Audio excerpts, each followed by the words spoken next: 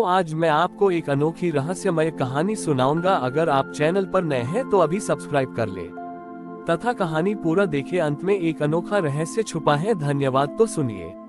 सृष्टि के पालनहार भगवान विष्णु एक बार गहरे चिंतन में थे। उनका ये चिंतन किसी असुर या समस्या के कारण नहीं था, बल्कि स्वयं संतुलन के बड़े मूल सिद्धांत को लेकर था, जिस पर यह ब्रह्मांड टिका हुआ है। उन्होंने देखा कि हर लोक और हर तत्व में एक सूक्ष्म और अविनाशी नियम काम कर रहा था, ऊर्जा का आदान प्रदान। यदि स्वर्ग में सुख अधिक होता तो पृथ्वी पर दुख बढ़ जाता। यदि एक स्थान पर धर्म की अति होती तो दूसरे स्थान पर अधर्म पनप उठता।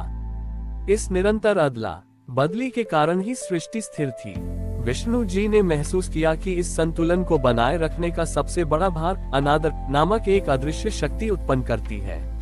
उन्होंने देवर्षि नारद को बुलाया और कहा, नारद, मैं देख रहा हूँ कि मनुष्य और देवगण दोनों ही अपनी प्राप्त वस्तुओं, शक्तियों या ज्ञान का अनादर कर रहे हैं। यह अनादर एक ऐसी नकारात्मक ऊर्जा उत्पन्न करता है जो संतुलन को बिगाड़ देती है।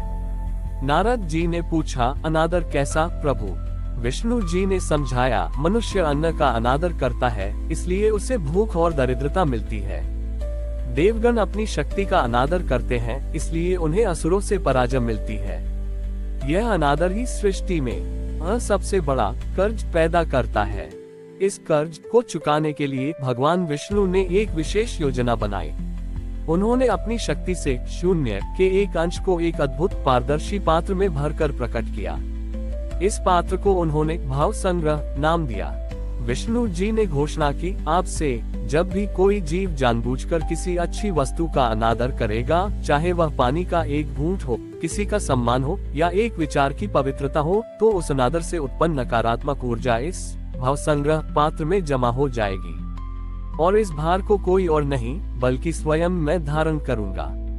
लक्ष्मी जी चिंतित हुई, स्वामी, यदि आप सृष्टि के अरबों खरबों जीवों के अनादर का भार स्वयं धारण करेंगे तो यह आपके लिए असहनीय हो जाएगा।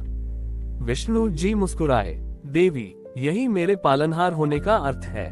मैं इस भार को इसलिए धारण करूंगा ताकि इस ऊर्जा से सीधे सृष्टि का संतुलन न बिगड़े। और उन्होंने उस भाव संग्रह पात्र को अपने हृदय के निकट स्थापित कर लिया। शुरुआत में वह पात्र शून्य और पारदर्शी रहा, पर जैसे जैसे समय बीता, मनुष्यों और देवों के छोटे बड़े अनादर के कारण वह पात्र धीरे धीरे धुएं के रंग से भरने लगा। पात्र में जमा हर कण, हर एक फेंका हुआ अन्न, हर एक भुलाया गया उपकार और हर एक उपेक्षित ज्ञान का प्रतीक था। एक दिन उस पात्र का धुंधलापन इतना बढ़ गया कि वह काला दिखने लगा। भगवान विष्णु को उस भार के कारण एक क्षणिक सूक्ष्म पीड़ा का अनुभव हुआ। इसी क्षण पृथ्वी पर एक साधारण सा बालक जिसका नाम पार्थ था, अपने गुरु की सिखाई हुई एक बात को याद करके जोर से मुस्कुराया। पार्थ ने उस दी न अपने पास रखी हुई एक छोटी सी रोटी का आधा टुकड़ा एक प्यासे कुत्ते को खिलाया और मन ही मन अन्नदाता का धन्यवाद किया। ये कार्य उसने किसी फल की आशा से नहीं बल्कि कृतज्ञता के भाव से किया था। पार्थ की यह एक क्षण की कृतज्ञता आकाश में एक उज्जवल सोने की किरण बनकर बैकुंठ पहुंची। वह किरण सीधे विष्णु जी के भाव संग्रह पात्र से टकराए। जैसे ही वह कृतज्ञता की किरण पात्र से टकराए, पात्र का काला धुआं एक झटके में पिघलकर दूध के समान सफेद हो गया। पात्र का भार तुरंत हल्का हो गया और भगवान विष्णु के चेहरे पर शांति लौट आए। विष्णु जी ने नारद जी को देखकर कहा, नारद, देखो, अनादर का भार कितना भी बड़ा क्यों न हो, वह एक सच्चे, सरल और निस्वार्थ कृतज्ञता के भाव से तुरंत कट जाता है। अब मैं जान गया हूँ कि मुझे सृष्टि का संतुलन कैसे बनाए रखना है। कैसे प्रभु? नारद ने पूछा।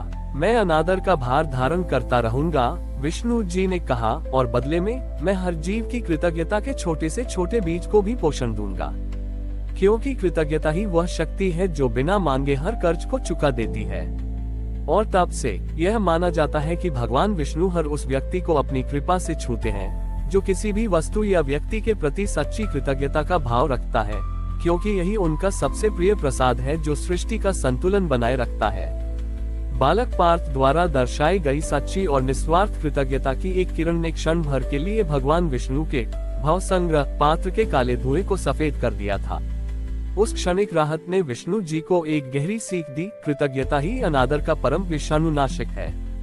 विष्णु जी ने अब पार्थ के जीवन पर सूक्ष्मता से दृष्टि डालना शुरू किया। पार्थ एक गरीब परिवार से था। वह अपनी माँ के साथ एक छोटे से गांव में रहता था और कड़ी मेहनत करता था। उसके पास संसार की सुख सुविधाओं का अभाव था, पर उसके हृदय में कभी किसी चीज की कमी का भाव नहीं था। एक दिन गांव में घोर सूखा पड़ा। नदी सूख गई और खेतों में दरारें पड़ गईं। गांव के लोग क्रोधित और निराश होने लगे क्योंकि उनके पास अन्न और जल का घोर अभाव हो गया। इस निराशा के कारण भाव संग्रह पात्र में अनादर का धुआं तेजी से भरने लगा। लोग पानी के बचे हुए कुछ घूंटों को भी पीते समय ये बहुत कम है कहकर उसका अनादर कर रहे थे। वे बचे हुए अन्न के दानों को ये पर्याप्त नहीं है कहकर उपेक्षा कर रहे थे। विष्णु जी ने देखा कि पार्थ के गांव के लोगों के मन की नकारात्मक ऊर्जा पूरे संतुलन को बिगाड़ रही थी। तब विष्णु जी ने एक नई लीला रची। पार्थ उस समय गांव के अंतिम बचे हुए कुएं के पास खड़ा था। कुएं में पानी लगभग खत्म हो चुका था। गांव के मुखिया ने घोषणा कर दी थी कि अब पानी केवल बीमारों और बच्चों को ही मिलेगा। पार्थ को बहुत प्यास लगी थी, पर उसने देखा कि एक बूढ़ा व्यक्ति जो दूर के गांव से आया था प्यास से बेहाल था। पार्थ ने अपने पास रखे हुए अंतिम 2 खजूर निकाले जो उसकी माँ ने उसे दिन भर काम करने के लिए दिए थे। उसने सोचा, जल तो नहीं है, पर ये खजूर इस प्यासे को थोड़ी ऊर्जा तो दे ही सकते हैं। पार्थ ने बूढ़े व्यक्ति को वह खजूर अत्यंत विनम्रता और कृतज्ञता के साथ दिए, जैसे वह कोई बड़ा उपहार दे रहा हो। उसने मन ही मन सोचा, हे प्रभु, धन्यवाद कि मेरे पास ये 2 खजूर तो हैं, जबकि इस बूढ़े व्यक्ति के पास शायद कुछ भी नहीं है। पार्थ की यह निस्वार्थ भेंट और अभाव में भी कृतज्ञता का भाव एक बार फिर एक विशाल शुद्ध प्रकाश बनकर बैकुंठ की ओर गया। ये प्रकाश विष्णु जी के भाव संग्रह पात्र से टकराया। इस बार यह प्रकाश केवल पात्र को सफेद नहीं कर पाया, बल्कि उसने उस पात्र के भीतर एक छोटा सा छेद कर दिया। विष्णु जी तुरंत समझ गए। उन्होंने देखा कि यह छेद कोई कमजोरी नहीं, बल्कि एक निकास द्वार था। उन्होंने नारद से कहा, नारद, देखो, अब जब भी कोई जीव सच्ची कृतज्ञता और निस्वार्थता दिखाता है, तो वह केवल मेरा भार ही कम नहीं करता, बल्कि सृष्टि के नकारात्मक चक्र को भी तोड़ता है।